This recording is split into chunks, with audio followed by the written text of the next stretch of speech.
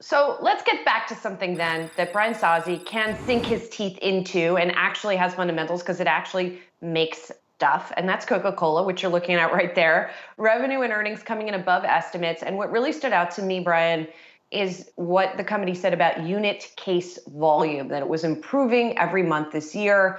And in March, I believe they said it actually got back to the levels where it was in 2019. So that would seem to be good news for Coke.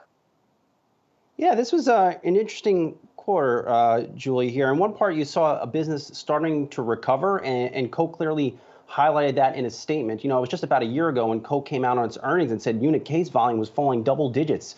That was at the height of the pandemic. So to see this statement was, I think, an acknowledgement that the business is starting to improve. But you have to question how much improvement there has been. Coke noting that they're still seeing a lot of pressure in their fountain business. Those fountain businesses are in sports venues, they're in restaurant chains, and a lot of those businesses are nowhere near where they were pre-pandemic. But nonetheless, Coke out this morning reiterating their sales guidance for this year, reiterating their earnings growth guidance this year, and a lot of that appears to be hinged on their business continuing to recover from the pandemic. And also, let's keep in mind, Coca-Cola as a company has restructured significantly over the past year during the pandemic. They've cut a lot of costs, and I think that also plays a factor in their outlook too.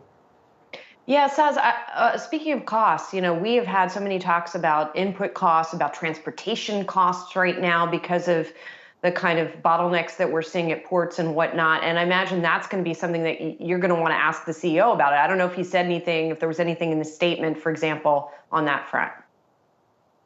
He didn't say anything on that front, Julie, but what did stand out to me and what might be tempering some of this optimism here in the pre-market on this earnings beat and guidance reiteration is that he said the recovery will be asynchronous.